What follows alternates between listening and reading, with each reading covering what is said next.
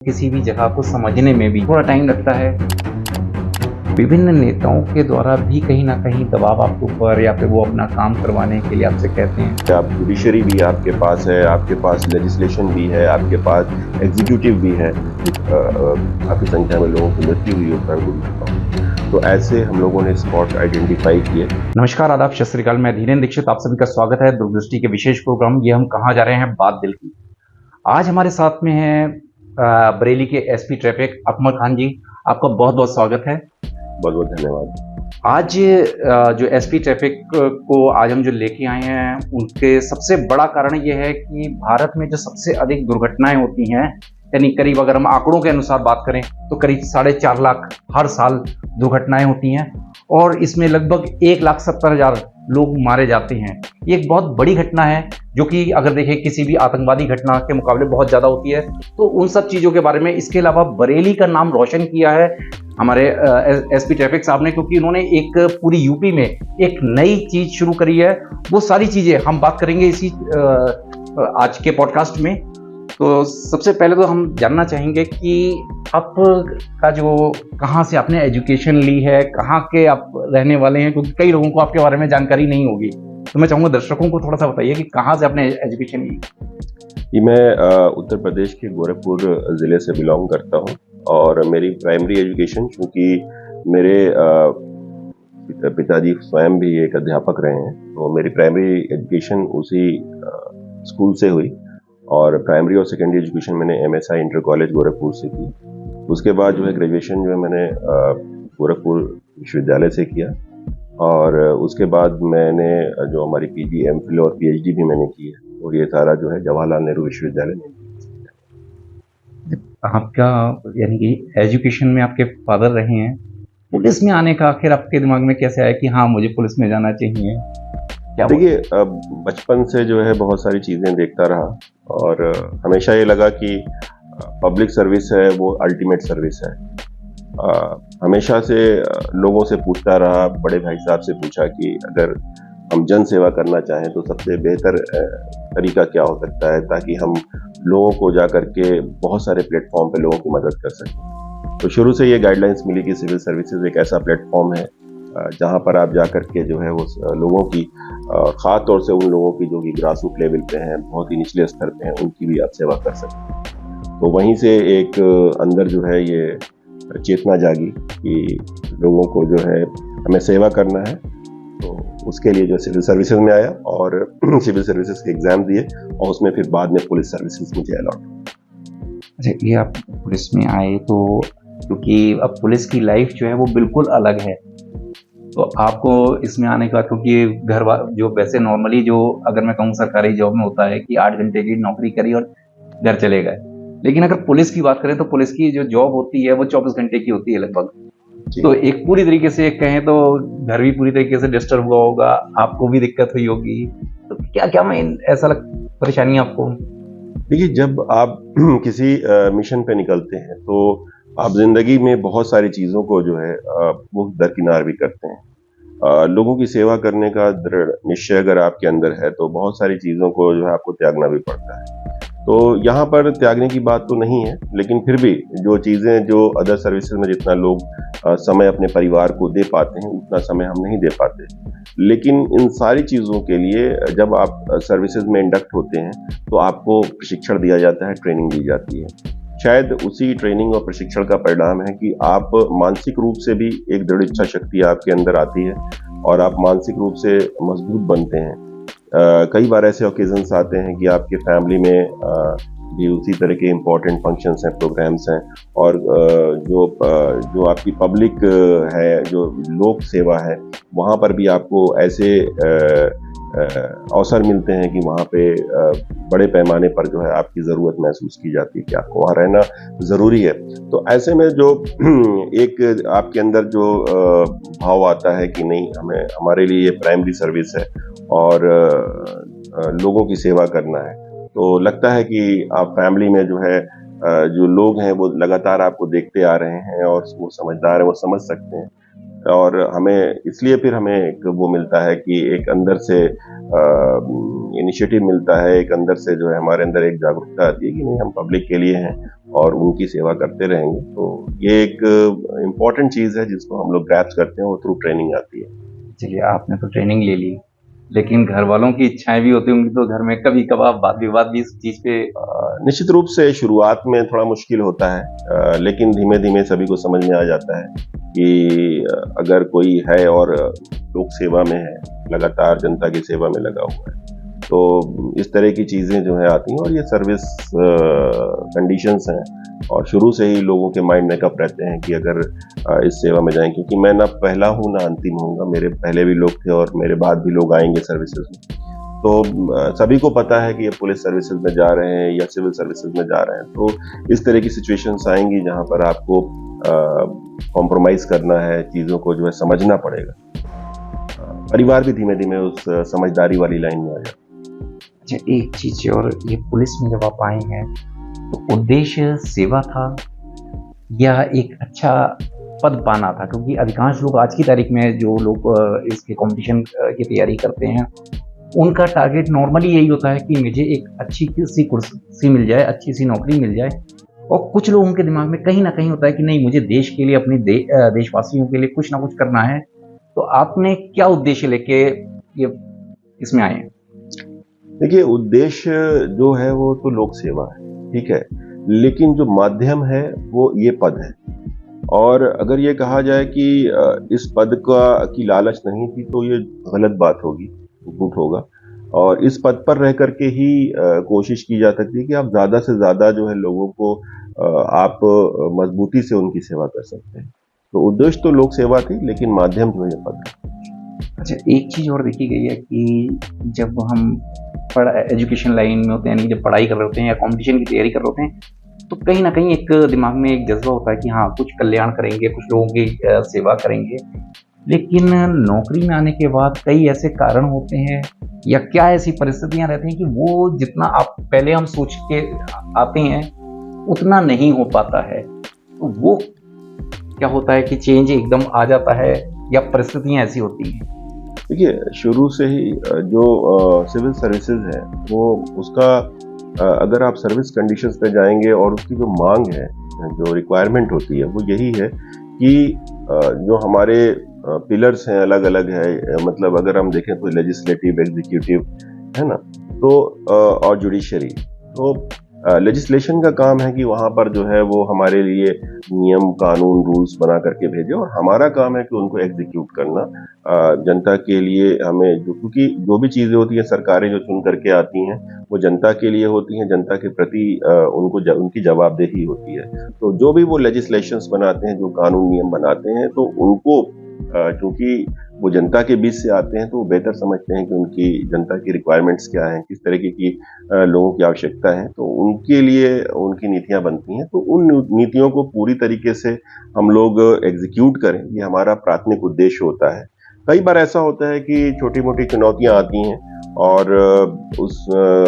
दिक्कतें आती हैं, लेकिन उन सारी चीज़ों को भी कोप अप करना हमें ट्रेन किया गया है, इसी के लिए सिखाया गया है कि आपको ऐसी सिचुएशंस में जब आपके सामने चुनौतियाँ आए तो उन्हें कैसे टैकल करना है, ये बखूबी हमें आता है और उसी हिसाब से हम लोग करते हैं। अब आपने कहा कि चुनौतियाँ आती हैं, चीज़ें सही है। अगर मैं कहूँ, अब आप, एक बहुत बड़ी चीज़ ये रहती है कि आप लोगों की लाइन में हर 3 साल बाद ट्रांसफ़र हो जाता है, और अगर मैं कहूँ किसी भी जगह को समझने में भी थोड़ा टाइम लगता है, कम से कम 6 महीने लग जाते हैं उस एरिया को समझने में कि वहाँ क्या गतिविधियाँ चल रही हैं या क्या है। और आपको अपना एक संपर्क सूत्र भी बनाना पड़ता है, जिनके माध्यम से आपको कुछ आउटपुट, कुछ आपको इन्फॉर्मेशन मिल रही होती है। तो ये बार बार ट्रांसफ़र होना, आपको क्या लगता है कि क्या ये सही है, सरकार का नियम, या इसमें थोड़े बहुत चेंजेस कुछ होने चाहिए? क्योंकि एक बेहतर काम करने के लिए जब तक आप एक जगह पे लंबे समय तक काम नहीं करेंगे, तब तक आप उतना अच्छा रिस्पॉन्स नहीं दे सकते। तो इसमें क्या आपको लगता है कि कुछ चेंजेस होने चाहिए? देखिए, जो अभी जो सिस्टम है वो बेहतर है, लॉन्गेविटी होनी चाहिए। मतलब जो ट्रांसफर्स बहुत जल्दी जल्दी होते हैं, 3 महीने या 6 महीने या 1 साल के भीतर हो जाते हैं, उसमें समस्याएं आती हैं, क्योंकि बहुत लंबा समय तो नहीं लगता हमें क्षेत्र को समझने में, जानने में। ये 15 दिन से 1 महीने का समय लगता है, या मैक्सिमम 2 महीना आप कह सकते हैं कि 2 महीने का समय लगता है। और समझने में। और काम तो हम शुरू कर चुके होते हैं, जैसे ही जिस दिन हम ज्वाइन करते हैं उस दिन से सारी चीज़ें जो हैं हमें स्टार्ट करनी होती हैं।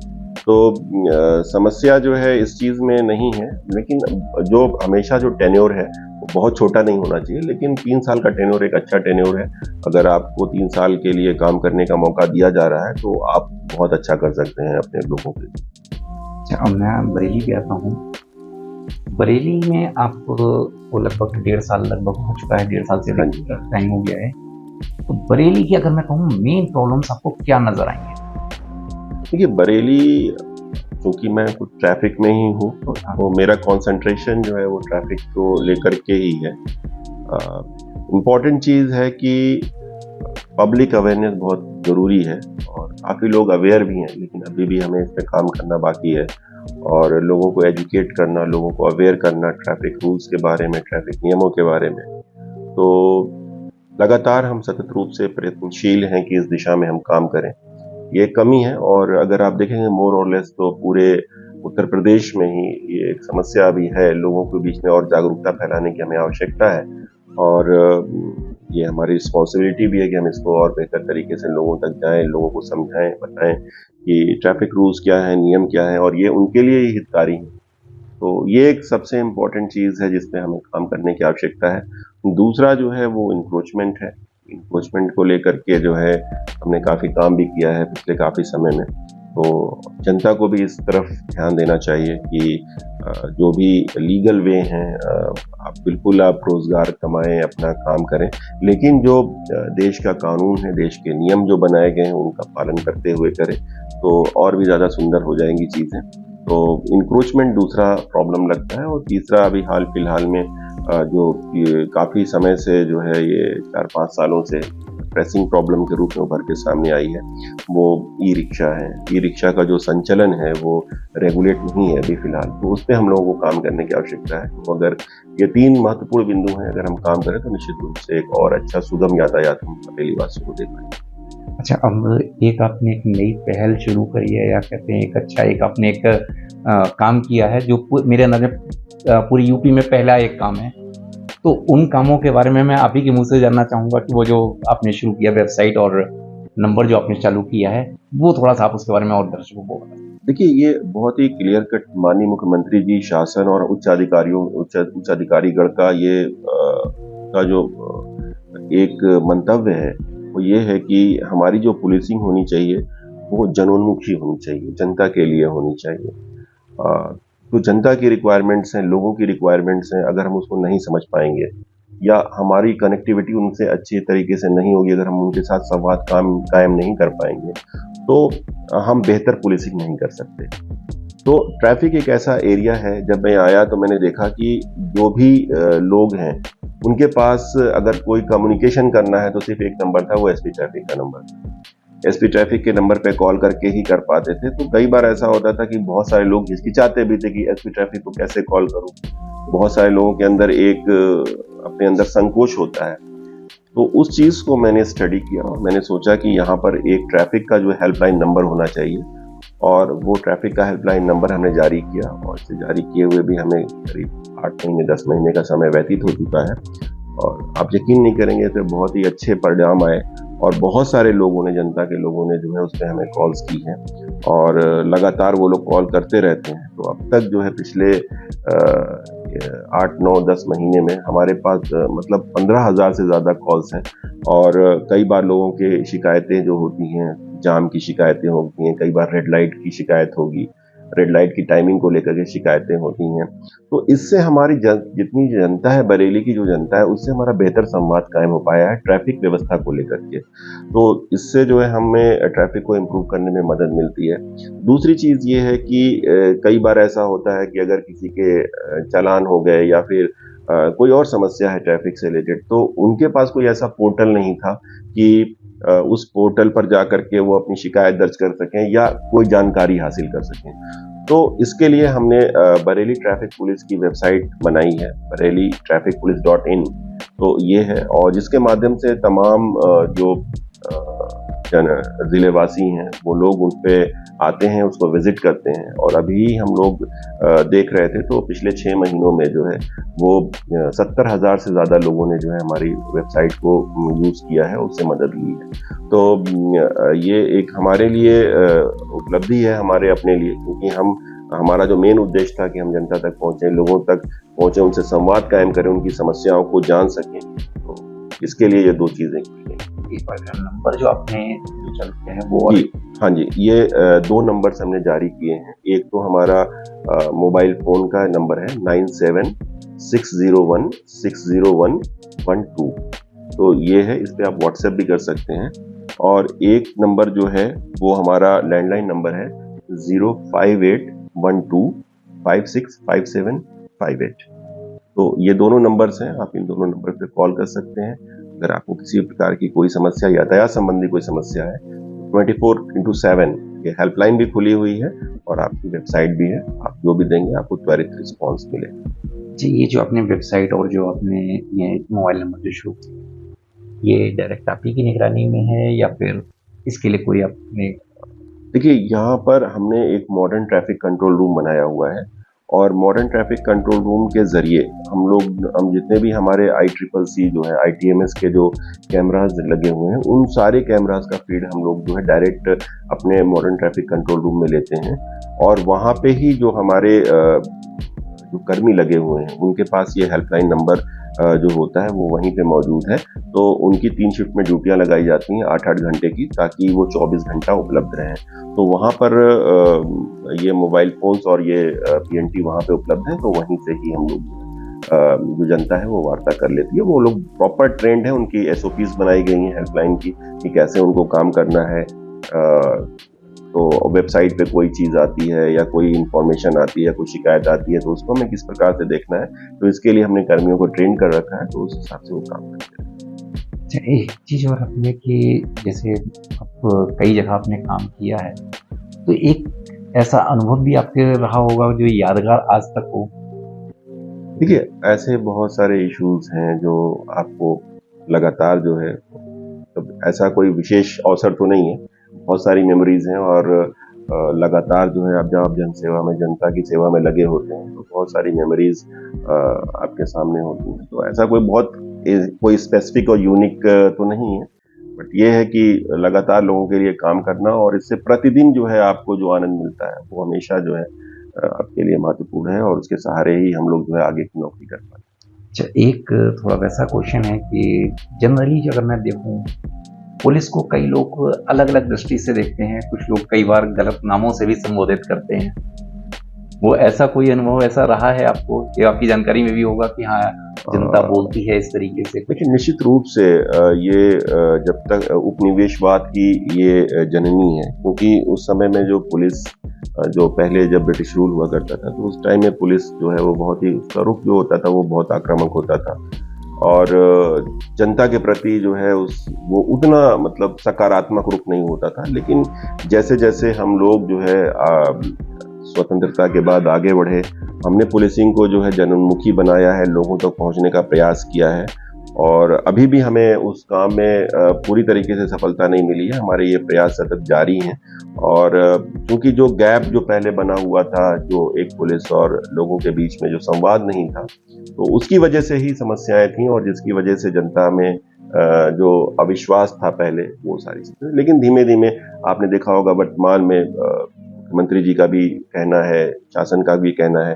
कि हमारे और जनता के बीच में संवाद कायम होना चाहिए और संवाद जब भी कायम होगा तो निश्चित रूप से हम लोग जो है एक बेहतर पुलिसिंग दे पाएंगे और जनता के बीच में हमारा विश्वास भी बढ़ेगा। अच्छा, एक चीज और, करप्शन के बहुत ज्यादा आरोप लगते हैं, चाहे वो ट्रैफिक हो या वैसे हो। मैं अभी फिलहाल ट्रैफिक पे ही आ जाता हूँ क्योंकि आपके पास वही है जी। तो ये जो आरोप लगते हैं, इस पर आप किस तरीके से आपने कंट्रोल करने की कोशिश करी और इस पे आप क्या कहना चाहेंगे कि हाँ, ये जो पूरा है हल्का सा भ्रष्टाचार, उस पर थोड़ा सा? जी, देखिए, भ्रष्टाचार जो है निश्चित रूप से एक जगह पर रह करके और लोगों को रोक गलत तरीके से जो है एक्सटॉर्शन करना, ये कानूनी जुर्म भी है, अपराध भी है और शुरू से ही मैंने इस पे निगाह रखी हुई है। और जब मैं यहाँ पे आया था तभी मैंने यहाँ पर रोस्टर सिस्टम जारी किया ताकि कोई ऐसा कर्मी ना हो कि जो एक जगह पर रह करके लगातार ड्यूटी करता रहे। और उनकी मॉनिटरिंग के लिए हम लोगों ने सिस्टम भी तैयार किया है। हमने जो है कर्म सेतु ऐप तैयार किया और जिसके माध्यम से कोई भी कर्मी जिनकी जहाँ ड्यूटी लगाई जाती है वो हमारा जो है वो डिजिटली मॉनिटर होता है। वो अपनी मर्जी से कहीं मूव नहीं कर सकता है और ना ही किसी से गलत कोई काम कर सकता है। और ज़्यादातर जगहों पर कोशिश हमने की है कि जहाँ पर भी हमारे पुलिसकर्मी ट्रैफिक के लगाए जाएं वहाँ पर सीसीटीवी कैमरे के सर्विलांस में हो डायरेक्टली, ताकि किसी की भी चेष्टा ना हो कि किसी प्रकार से कोई गलत काम कर सके और जनता को परेशान कर सके। इसके अतिरिक्त जो है हम लोगों ने अपना ड्यूटी का रोस्टर सिस्टम जो है जो चेंज किया, उससे भी हमें बहुत फायदा मिला है। तो उससे भी कोई व्यक्ति हमेशा जो है पारदर्शिता जो है वो बनी रहती है और लगातार लोगों का रोटेशन होता रहता है ड्यूटी पॉइंट्स को लेकर के। बायोमेट्रिक सिस्टम भी हमने स्टार्ट किया कि जो भी हमारे पास होमगार्ड्स और पीआरडीज के जवान आते हैं उनको हम बायोमेट्रिक से अटेंडेंस लेते हैं, ताकि कोई भी जो जवान है वो इधर उधर जो है ना जा सके, अपने ड्यूटी पॉइंट करे, ड्यूटी पॉइंट से फिर अपने घरों को वापस जाए। तो पूरा प्रयास किया गया है कि जनता और पुलिस के बीच में जो है पारदर्शिता बने और कोशिश ये रहे कि किसी भी प्रकार का कोई भी करप्शन या फिर कोई भी दुराचार जो है वो ना हो। अच्छा, एक चीज़ और आती है कि आप लोगों के ऊपर क्योंकि प्रेशर कई तरीके के होते हैं, एक सत्ता दल का भी होता है, एक प्रशासनिक आपके जो उच्च अधिकारी हैं उनका भी एक वो रहता है, जो विभिन्न नेताओं के द्वारा भी कहीं ना कहीं दबाव आपके ऊपर या फिर वो अपना काम करवाने के लिए आपसे कहते हैं, तो उसका अनुभव कैसा है? थोड़ा सा उसके बारे में बताइए कि आप किन परिस्थितियों में आपको काम करना पड़ता है। देखिए, इसमें थोड़ा हमें इसको वृहद रूप में समझने की आवश्यकता है, क्योंकि जो नेता हो या हम जिसको कह सकते हैं जनप्रतिनिधि होते हैं, उनके पास भी जनता से वो संपर्क में रहते हैं। बहुत सारे लोग उनसे मिलते जुलते रहते हैं। हमारे और आपसे मिलने जुलने वाले लोग भी होते हैं। कई बार ऐसा होता है किसी समस्या में आते हैं तो हमें और आपको बोलते हैं। इसी प्रकार से जो उनसे मिलने जुलने वाले लोग रहते हैं उनसे कहते हैं, क्योंकि आप जनप्रतिनिधि हैं, आपका एक ओहदा है, पद है, तो आपकी बातें जो है लोगों को लगता है कि ज़्यादा सुनी जाएंगी, तो कई बार लोग उनसे जाकर के बोलते हैं और वो बातें हमारे तक भी आती हैं। तो निश्चित रूप से अगर वो काम सही है तो उसमें करने में कोई समस्या नहीं होती है, और अगर कोई काम जो है सही नहीं होता है तो अधिकतर, मैं बोलूँगा अधिकतर, और उसको हम अगर 90% या 95% कहें, 95% जनप्रतिनिधि ऐसे होते हैं कि जो लोग जो है अगर उनको सही बातें बताई जाती हैं कि हाँ इसमें ये समस्या है और ये गलत हो जाएगा, कानूनी रूप से ठीक नहीं है, तो उसको सहज स्वीकार करते हैं और मना करते हैं कि हाँ नहीं, आप मत कीजिए ऐसी चीज़ें। तो और मैं तो सभी से कहना भी चाहूँगा कि अगर आपको कोई भी ऐसी चीज़ लगती है कि जो कानूनी रूप से गलत है, आप उसको नहीं करना चाहते हैं, तो निश्चित रूप से मना कीजिए और तथ्यों और कारणों को बताते हुए कीजिए। तो जो भी जनप्रतिनिधि हैं, जो आपके बीच से गए हुए नेतागण हैं, तो उसको समझते हैं, तो इस तरह की समस्याएं जो है सॉर्ट आउट हो जाती हैं। अच्छा, अभी बरेली में एक बड़ी घटना कुछ समय पहले घटी थी कि हमारे सिटी मजिस्ट्रेट साहब ने अपने पद से त्याग पत्र दिया था। अलंकार अग्निहोत्री जी की मैं बात कर रहा हूँ। उन्होंने कुछ निर्णय, जो सरकार के निर्णय थे, वहाँ पर उनका ज़मीर ने गवाही नहीं दिया और उसकी वजह से उन्होंने त्यागपत्र दे दिया। तो क्या कभी ऐसा आपके साथ भी आता है कि कोई ऐसा सरकारी निर्णय या कुछ ऐसा हो जो कहीं ना कहीं आपके ज़मीर के अगेंस्ट है कि हाँ मुझे वो चीज़ नहीं करनी है लेकिन मजबूरी है उस काम को करने की? तो क्या ऐसा कभी हुआ है कि ऐसे कोई निर्णय आपको लगते हैं कि हाँ यहाँ पे? देखिए, जो भी चीज़ें, जो सरकारी निर्णय आते हैं, हमेशा संविधान के दायरे के अंदर वो बनाए गए निर्णय होते हैं। उनको हमारी जो विधायिका है वो बनाती है, और हमारा पूरा विश्वास होना चाहिए उस विधायिका में कि जो भी चीज़ें बनाई जा रही हैं वो निश्चित रूप से कानून के दायरे में बनाई जा रही हैं। और हमेशा डेमोक्रेसी में जो है आपके पास एक ऑप्शन होता है जो जिसको कह सकते हैं कि आप जुडिशरी भी आपके पास है, आपके पास लेजिस्लेशन भी है, आपके पास एग्जीक्यूटिव भी है। तो हमेशा जब आपके संविधान ने वो सारी चीज़ें दी हुई हैं तो हमेशा उस लाइन में स्ट्रीमलाइन होकर के आपको काम करना चाहिए और उन सारी चीज़ों के हिसाब से ही अपने आप को वहाँ पे प्रोजेक्ट करना चाहिए। तो हमारा जो दायित्व है वो ये है कि जो भी विधायिका के द्वारा जो दिए गए हमें नियम और कानून हैं, जो हमें एक्ट्स बना के दिए गए हैं, उनके ऊपर जो हमारे दायित्व हैं उनको पूरी तरीके से निभाएं और उन जो दायित्वों को निभाते हुए हम अपना काम करें।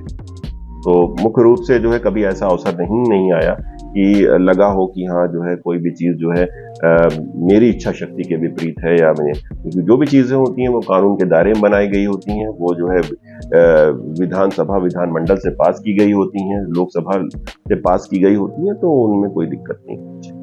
अच्छा, एक चीज़ अब मैं आता हूँ यातायात पे ही, जो सबसे बड़ी समस्या जो मैंने कहा था कि सबसे अधिक दुर्घटनाएँ जो हैं, यानी करीब 4.5 लाख हर साल भारत में दुर्घटनाएँ होती हैं, जिसमें 1,70,000 करीब लोग हर साल मारे जाते हैं।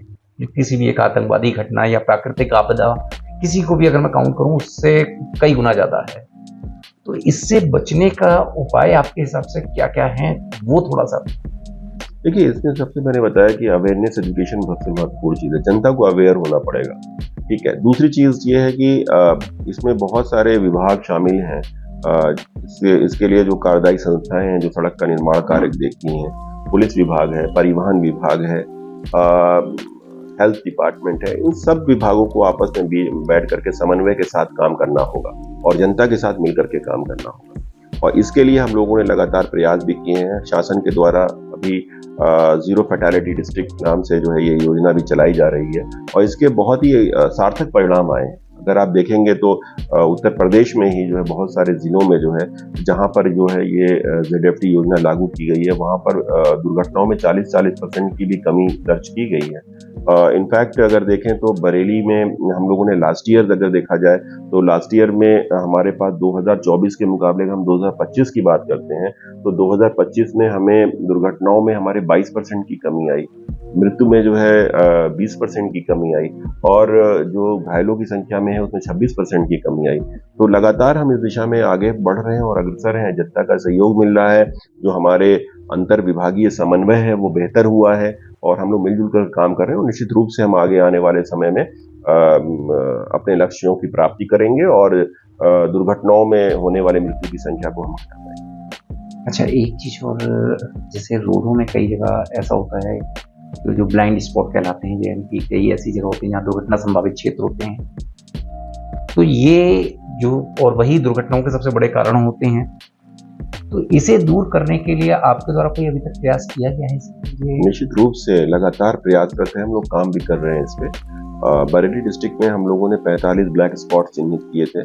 तो ब्लैक स्पॉट्स वो स्थान होते हैं जहाँ पर ज़्यादा एक्सीडेंट्स होते हैं या फिर मृत्यु अधिक काफ़ी संख्या में लोगों की मृत्यु हुई होता है दुर्घटनाओं में। तो ऐसे हम लोगों ने स्पॉट आइडेंटिफाई किए और जैसा कि मैंने पहले बताया कि अंतर विभागीय समन्वय बहुत इंपॉर्टेंट रोल प्ले करता है। कई सारे एक्सीडेंट्स के जो कारण होते हैं वो वहाँ पर जो सड़क निर्माण है, अधोसंरचना है, वो उस हिसाब से नहीं होती है जितना होना चाहिए। तो उसको हम लोगों ने रिपोर्ट किया है, परिवहन विभाग, पुलिस विभाग, PWD, NHAI, Uttar Pradesh state highway authority, तो इन सब ने जो है मिल करके जो है काम किया है। इवन हेल्थ डिपार्टमेंट में भी इसमें बहुत महत्वपूर्ण भूमिका निभाई है। तो हम लोग मिलजुल करके काम कर रहे हैं, बहुत सारे ब्लैक स्पॉट समाप्त किए गए हैं और अभी हम लोग आगे भी जो है काफ़ी संख्या में ब्लैक स्पॉट्स पे काम कर रहे हैं और निश्चित रूप से आगे भी हम इनको समाप्त करेंगे और एक बेहतर यातायात और सुरक्षित यातायात व्यवस्था को हम दे पाएंगे पब्लिक। अच्छा, एक जो आजकल की यंग जनरेशन है, वो अभी भी अगर हम देखते हैं कहीं न कहीं यातायात नियमों के अगेंस्ट वो चलते हैं कि तेज़ चलाना या रफ ड्राइविंग करना। तो इसके लिए आपने क्या योजना बनाई हुई है और उन्हें क्या आप संदेश देना चाहेंगे जागरूक करने के? देखिए, ये चीज़ें जो है ना हमारे घरों से शुरू होनी चाहिए। जनरली जो है जब बच्चा है 18 साल से कम उम्र का है तो पहले तो उसे कोई भी ऐसा मोटर वाहन नहीं दिया जाना चाहिए जिसमें कि जो उसके लिए ऑथराइज नहीं है। बिना ड्राइविंग लाइसेंस के तो नहीं देना चाहिए। तो शुरुआत जो है घरों से होनी चाहिए, पहली बात। और इसके लिए हम लोग लगातार अवेयरनेस प्रोग्राम चला रहे हैं और हम लोगों ने स्कूल्स में, कॉलेजेस में जा कर के बच्चों को जो है वहाँ शिक्षित करने का, उनको अवेयर करने का प्रयास किया है और हम आगे भी इस चीज़ को करते रहेंगे। तीसरी चीज़ आती है प्रवर्तन की कार्रवाई। अगर इसके बाद भी कोई नहीं समझता है, नहीं मानता है, तो हम उस पे जो है प्रवर्तन का काम करते हैं, इन्फोर्समेंट का काम करते हैं। कई जगहों हम लोगों ने देखा है कि हमने किया भी है कि जो भी मॉडिफाइड साइलेंसर के साथ लोग गाड़ी चला रहे हैं, रैश ड्राइविंग कर रहे हैं बाइक स्टंटिंग कर रहे हैं उनके साथ कड़ी कार्रवाइयाँ भी की गई हैं। तो निश्चित रूप से मैसेज यही है कि जो हमारे लॉज हैं उनको समझें, पढ़ें, देखें, तो इसका बहुत ही इम्पोर्टेंट रोल है। एक मैं और भी बात कहना चाहूँगा आपके माध्यम से, तो मोटर व्हीकल ड्राइविंग रूल्स हैं, MVDR बोलते हैं उसको, 2019 में या 2019 में जितने भी लोग जो है वाहन चालक है जिनके पास लाइसेंस है भी, तो इसको ज़रूर पढ़ लें आप। MVDR बहुत ही इंपॉर्टेंट है, मोटर व्हीकल ड्राइविंग रूल्स 2019, जिसको पढ़ें, समझें, क्योंकि उसके अकॉर्डिंग अगर जब आप गाड़ी चलाएंगे तो आपको स्वयं समझ में आएगा कि आप कहाँ गलतियाँ कर रहे हैं। तो सभी को मेरा ये आग्रह है कि अपने ड्राइविंग रूल्स को जो है जानना बहुत आवश्यक है, उसको ज़रूर। अच्छा, अब मैं ट्रैफिक पुलिस में जो लोग काम करते हैं उसमें पहले एक यानी कि लास्ट ईयर मैं कहूँ गर्मियों में एक स्कीम लाई गई थी जिसमें AC वाले हेलमेट लाए गए थे जी। तो उसके कई आउटपुट यानी कि कुछ नेगेटिव भी फीडबैक सुनने को आए थे कि क्योंकि उसमें चेहरा केवल बॉडी के ऊपर वाला ठंडा हो रहा है। तो आपके हिसाब से कहें, कुछ लोगों ने इसका पॉजिटिव भी दिया, कुछ लोगों ने नेगेटिव भी इसका फीडबैक दिया। आपके हिसाब से ये जो प्लान लाया गया था ये कितना कारगर था और या और कुछ इसके लिए होना चाहिए? देखिए, ये प्लान कारगर है। ये कोई भी चीज़ जब इंडक्ट की जाती है तो उसके बहुत रिसर्चेज होते हैं, अनुसंधान के उपरांत ही वो चीज़ जो है लागू करके वो एग्जीक्यूट किया जाता है। अगर ये चीज़ जो है अगर ज़िलों में की जा रही है तो निश्चित रूप से उसका R&D किया गया होगा, रिसर्च एंड डेवलपमेंट किया गया होगा, तब उसको लागू किया गया होगा।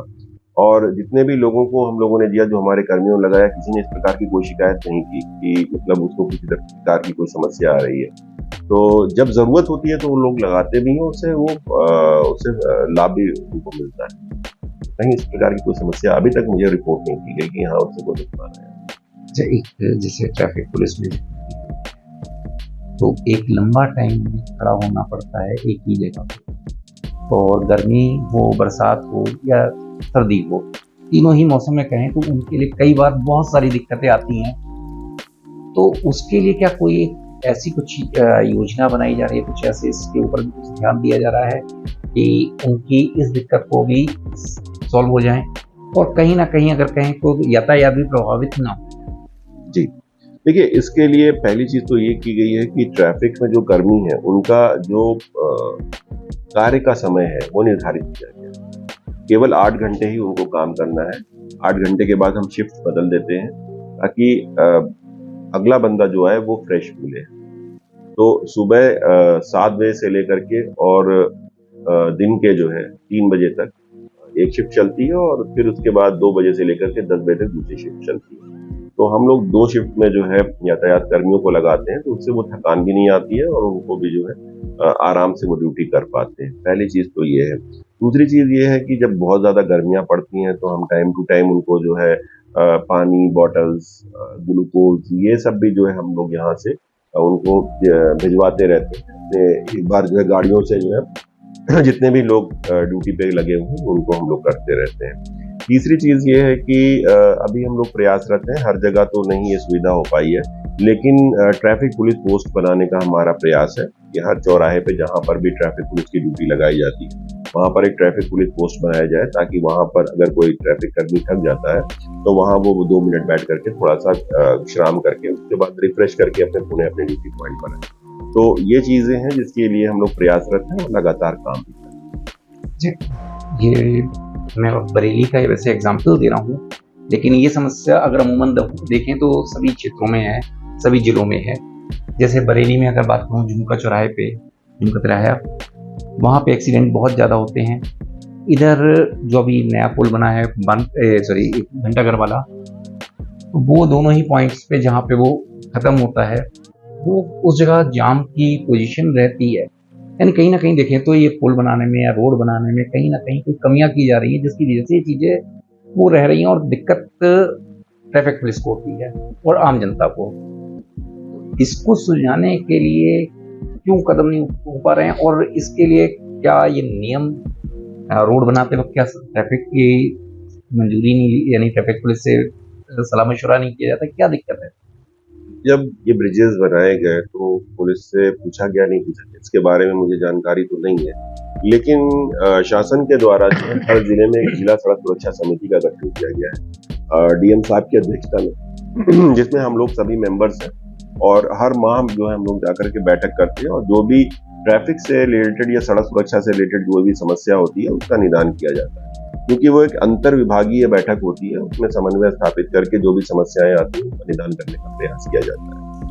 तो काफी हद तक जो है फायदा भी होता है चीजों का, जो भी ब्रिजेस बनाए गए हैं। और ये कई बार ऐसा होता है कि कहीं पर बॉटलनेक्स तैयार हो जाते हैं और बॉटलनेक्स की वजह से जो है समस्याएं आती हैं।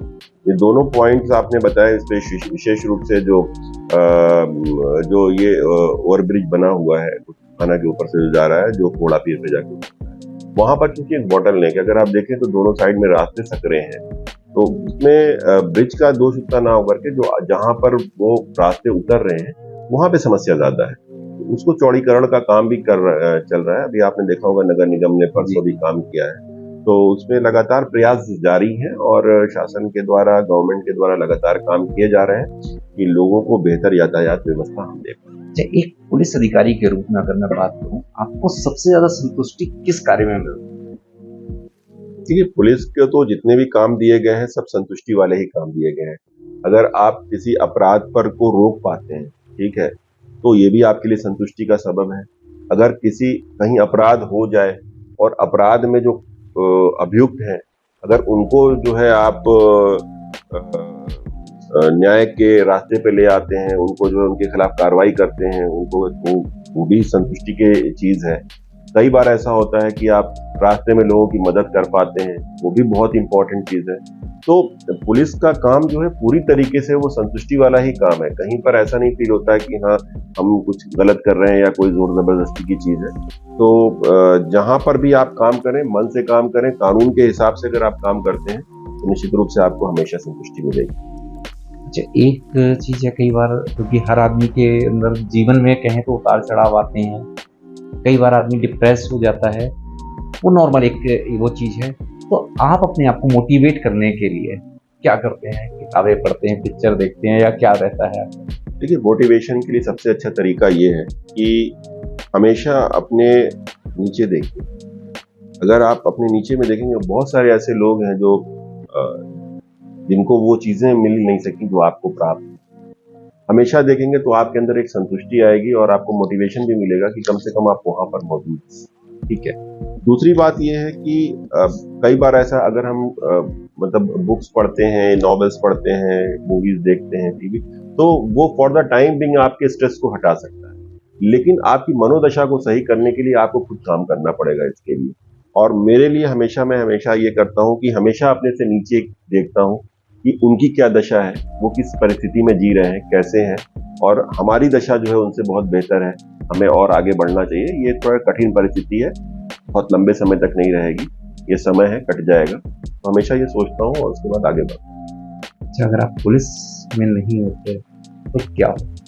देखिए, मैं अगर पुलिस में नहीं होता तो बहुत ही क्लियर कट वो है कि मैं एक एकेडमिशियन होता और पढ़ाई लिखाई में काफ़ी रुचि रही है।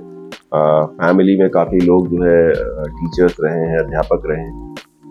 निश्चित रूप से मैं एक एकेडमिशियन होता और शिक्षण कार्यों में लगता। अभी भी क्या मौका मिलता है कभी इस करके?